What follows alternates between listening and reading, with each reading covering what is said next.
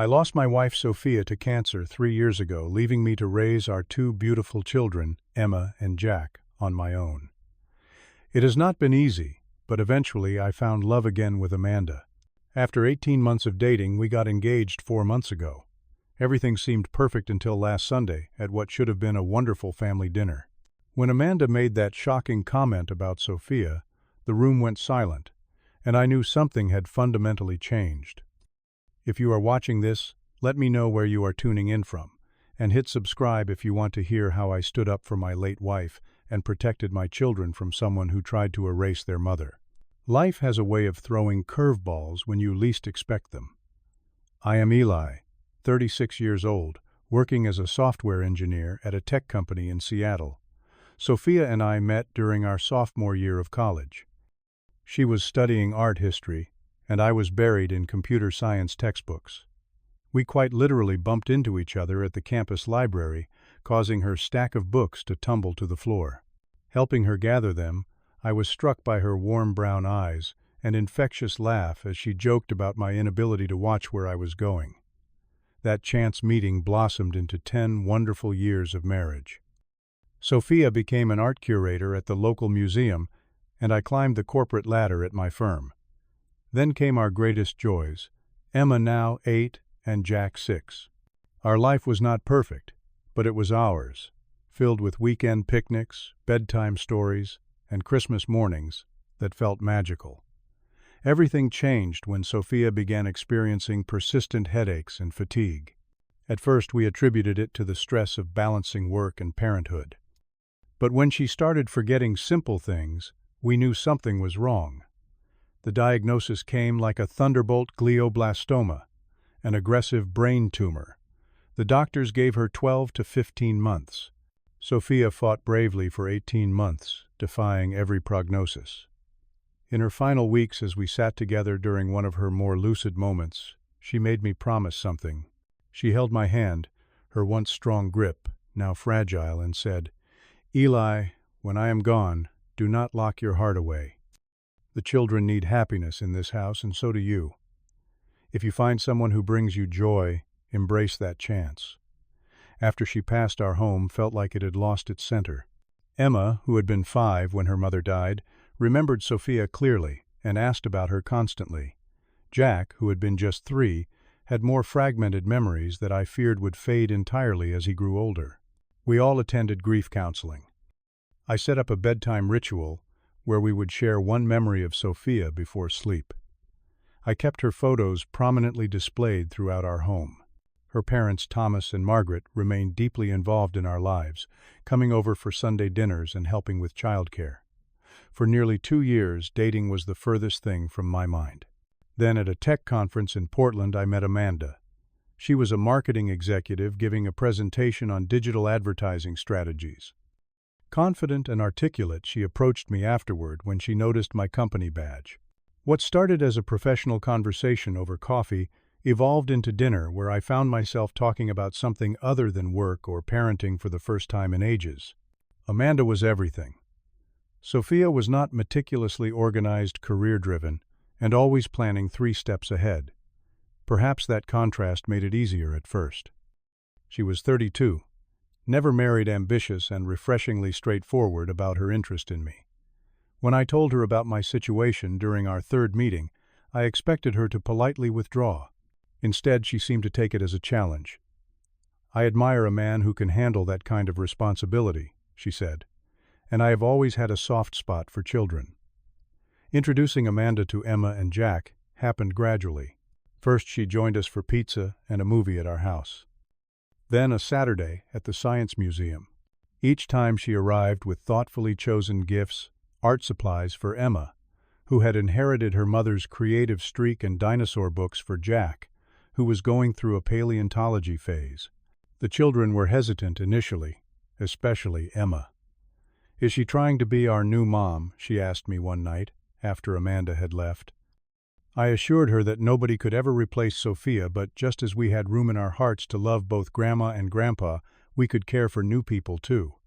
Amanda seemed to understand the delicate balance required. She never overstepped in those early days, deferring to me on all parenting decisions. My parents warmed to her, quickly impressed by her intelligence and how she had seemingly brought me back to life.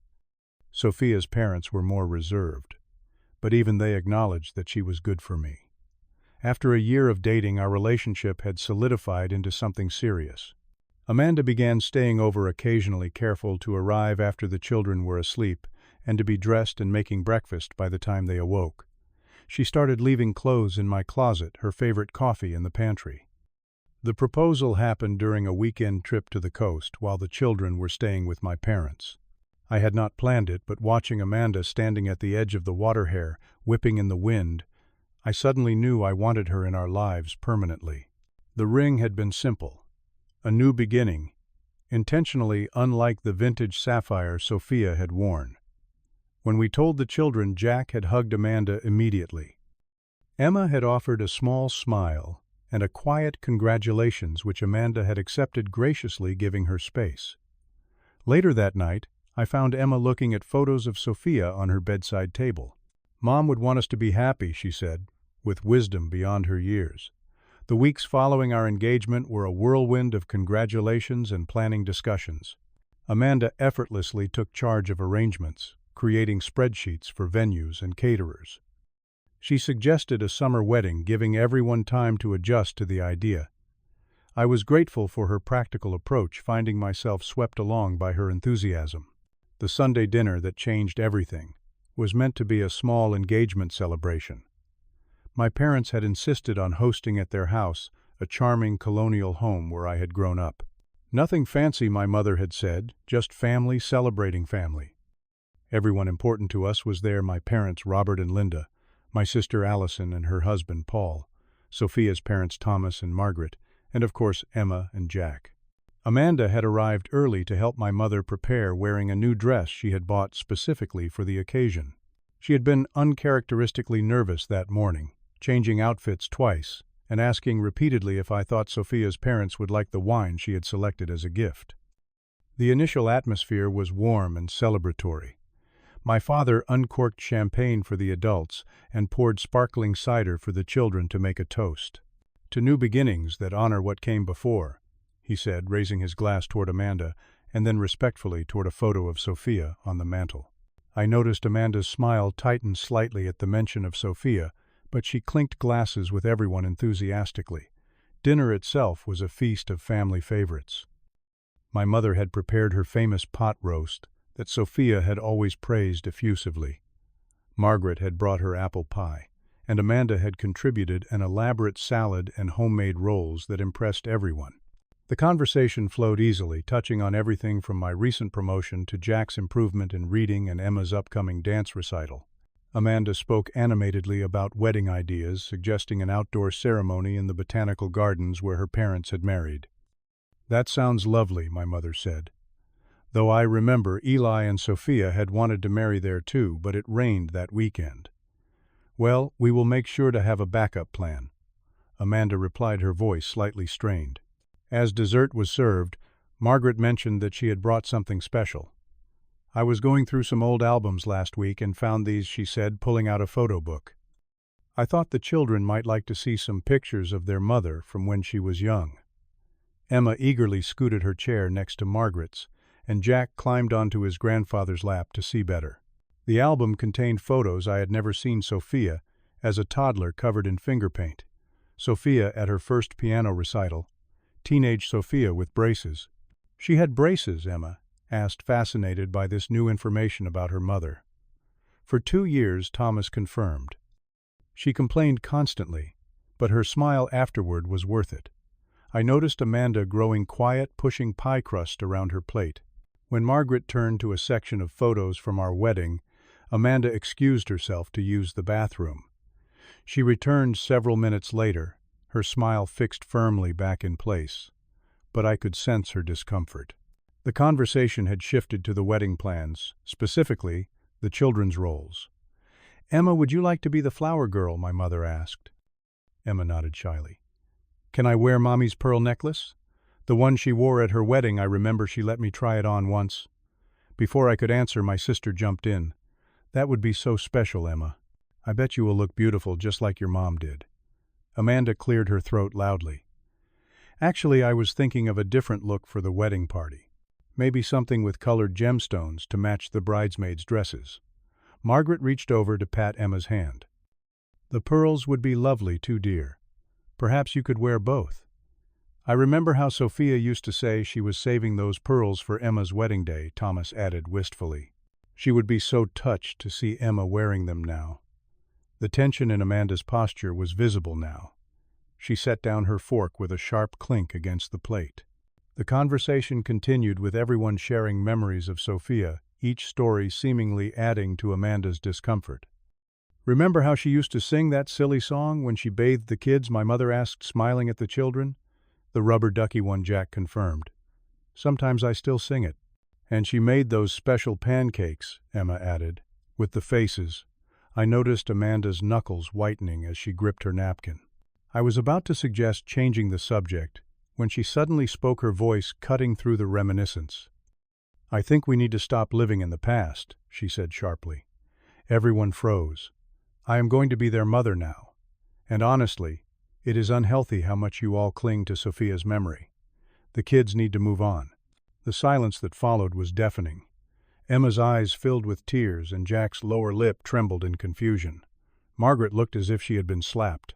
Thomas put a protective arm around his wife's shoulders. Amanda I began stunned by her outburst. Before I could continue, Emma pushed back her chair and ran from the table sobbing. Jack looked uncertainly between Amanda and me, tears welling in his eyes. "I will go check on her," my mother said quietly, leaving the table. Amanda looked around defensively. Someone had to say it. It has been 3 years. This constant shrine to Saint Sophia is not healthy for anyone, especially the children. "That is enough," I said, firmly standing up. "Jack, buddy, go find Grandma and Emma, okay?" After Jack left, Thomas spoke, his voice trembling with emotion. "Young lady, that is our daughter you are speaking about, the mother of those children." "I know exactly who she was," Amanda replied, crossing her arms. "But she is gone, and you are all preventing Eli and the kids from fully moving forward by keeping her memory so present." I looked at Amanda, truly seeing her for the first time. "We should go," I said, my voice cold. "I need to check on my children." My priority was finding Emma. I followed the sound of her sobs to my old bedroom, where my mother was sitting beside her on the bed. Emma clutched a framed photo of Sophia that had always sat on my parents' side table. Her small body shook with grief, a pain I recognized all too well. "She cannot take Mommy away," Emma hiccuped between sobs. "She cannot make us forget." I sent my mother a grateful look as she quietly left the room, then sat beside Emma, pulling her into my arms. "No one will ever take Mommy away from your heart," I promised. "Not ever." Jack appeared in the doorway, his eyes red. "Is Amanda mad at Mommy?" he asked in a small voice. "Come here, buddy," I said, extending my arm to include him in our hug. "Amanda was wrong to say those things. Mommy will always be your mommy, and it is good and right that we remember her." We stayed like that until the children's breathing steadied. My parents brought them hot chocolate, and my father suggested they help him set up a board game in the living room. Once they were settled, I found Amanda waiting in the entryway, scrolling through her phone as if nothing had happened. The drive home was silent tension thick between us. The children were staying with my parents for the night, as originally planned, giving Amanda and me space to talk. Once inside our house, the conversation I had been dreading began. "You completely overreacted," Amanda said, dropping her purse on the counter. "I was just saying what everyone knows is true. The constant Sophia worship is unhealthy." "Worship," I repeated incredulously. "We are talking about children remembering their mother, about family preserving memories of someone they loved. It has been 3 years, Eli. You proposed to me. We are getting married. I am going to be their mother now." "You will be their stepmother," I corrected. "Sophia will always be their mother." Amanda's face hardened. "This is exactly the problem. You have not let her go. None of you have. How am I supposed to build a life with you when I am constantly competing with a ghost?" The argument escalated, voices rising until Amanda grabbed her keys. "I am staying at Danielle's tonight." Call me when you are ready to discuss our future rationally." After she left, I wandered through the house, suddenly seeing it through new eyes. I noticed Sophia's photos had been gradually disappearing from common areas, now only present in the children's rooms and my office. Our wedding portrait that had hung in the hallway had been replaced by an abstract print I did not recognize. The next morning I picked up Emma and Jack from my parents' house. On the drive home, Emma was unusually quiet. Finally, she spoke. "Dad, Amanda told me I should start calling her Mom. She said it would make you happy." I nearly swerved off the road. "When did she tell you this?" "Last week when you were working late. She said once you are married she will be my real mom now." Jack piped up from the back seat. "She threw away my dinosaur drawing." "What drawing, buddy?" "The one I made with Mommy at the hospital. The one where we are all holding hands with the angels. She said it was morbid." A cold feeling settled in my stomach. Why did not you tell me these things before Emma looked down at her hands? "Amanda said you wanted us to be a normal family now, and talking about Mom made you sad." That evening, I called my best friend Tyler for advice. Tyler had been my best man when I married Sophia, and had stood by me through her illness and death. "I have been waiting for this call," he admitted after I explained what had happened. I did not want to interfere, but something about Amanda always seemed off to me. The way she would change the subject whenever Sophia came up, how she would subtly criticize choices Sophia had made for the house or the kids. "Why did not you say anything?" I asked, hurt that he had kept his concerns to himself. "You seemed happy for the first time in years," he said simply. "I thought maybe I was being overprotective of Sophia's memory.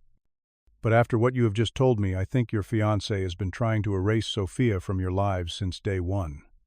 The next day Margaret called, her voice hesitant.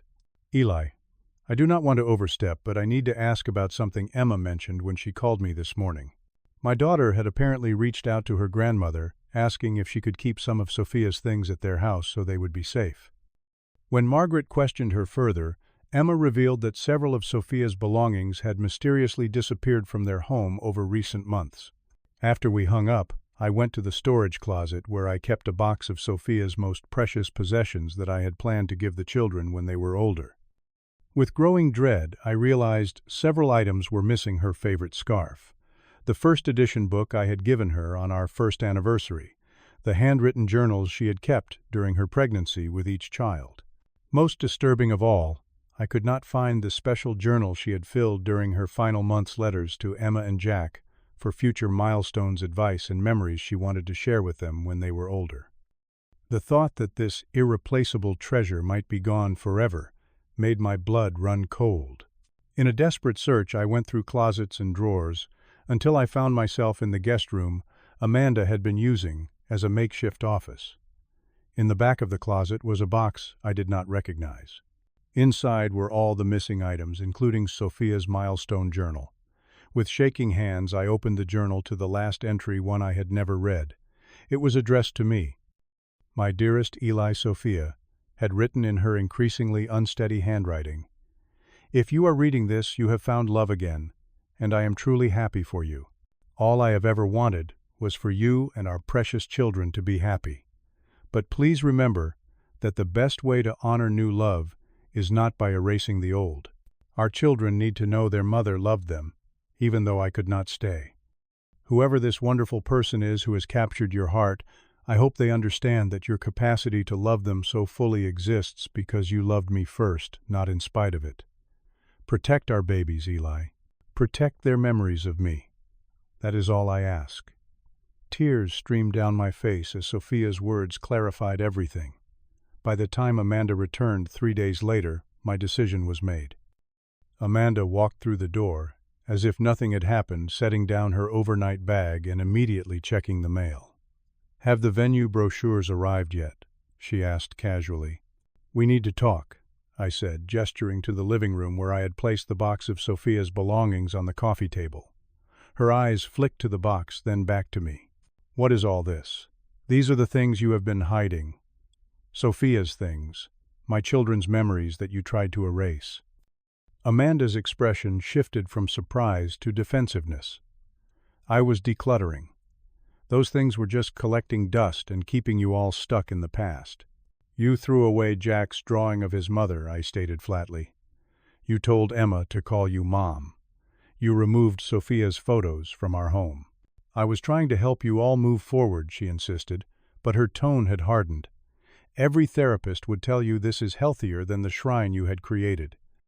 Actually, our family therapist has always encouraged us to maintain Sophia's memory for the children's emotional well-being, I countered. But this is not about different parenting philosophies. This is about respect and honesty. I placed Sophia's journal on the table between us. You hid this. You knew what it was, how irreplaceable it is to my children. Amanda's eyes narrowed. You went through my things. You went through my late wife's things. I responded evenly. Things meant for my children.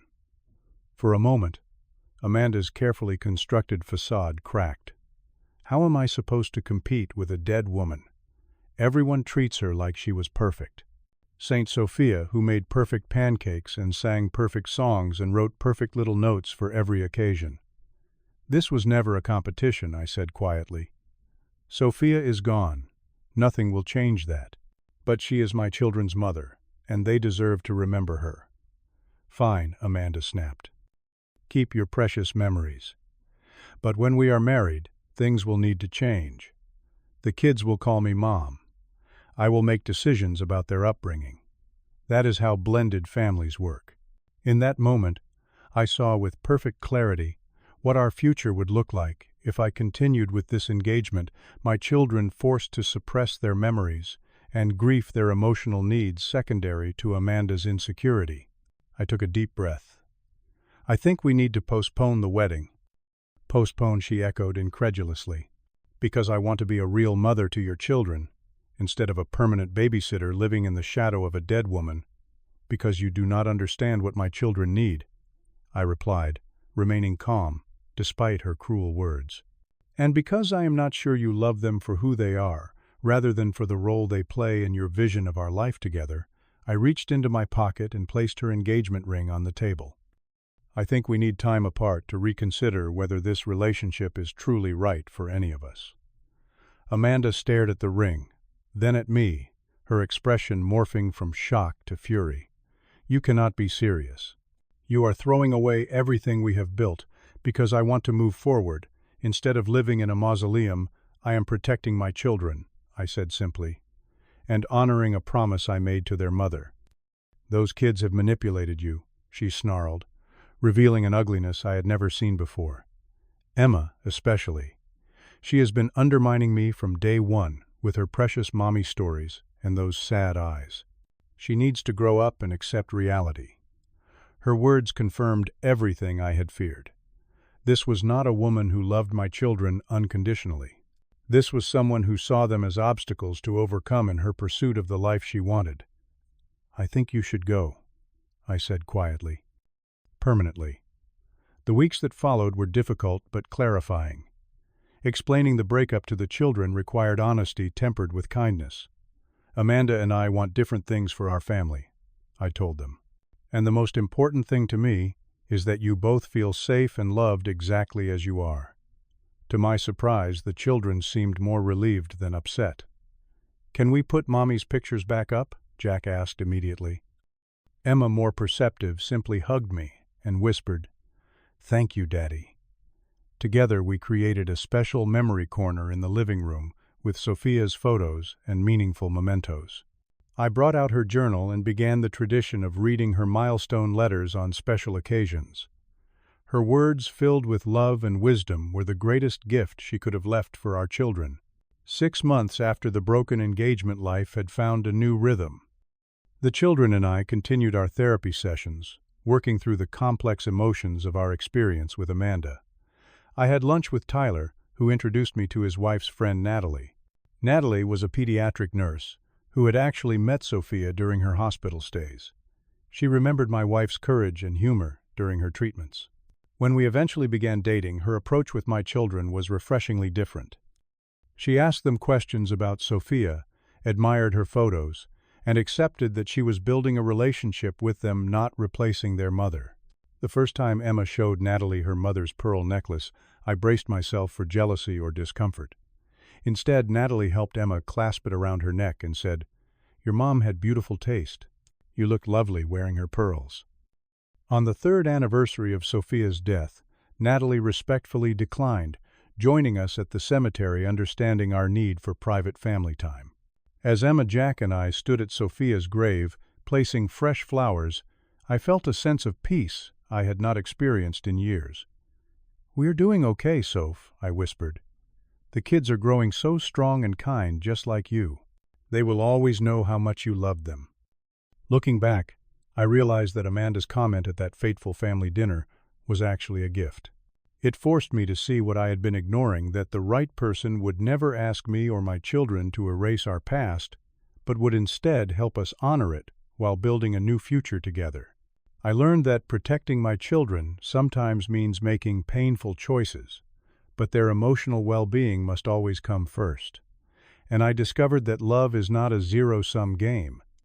Hearts expand to make room for new love without discarding what came before. Have you ever had to make a difficult decision to protect someone you love? I would love to hear your stories in the comments below.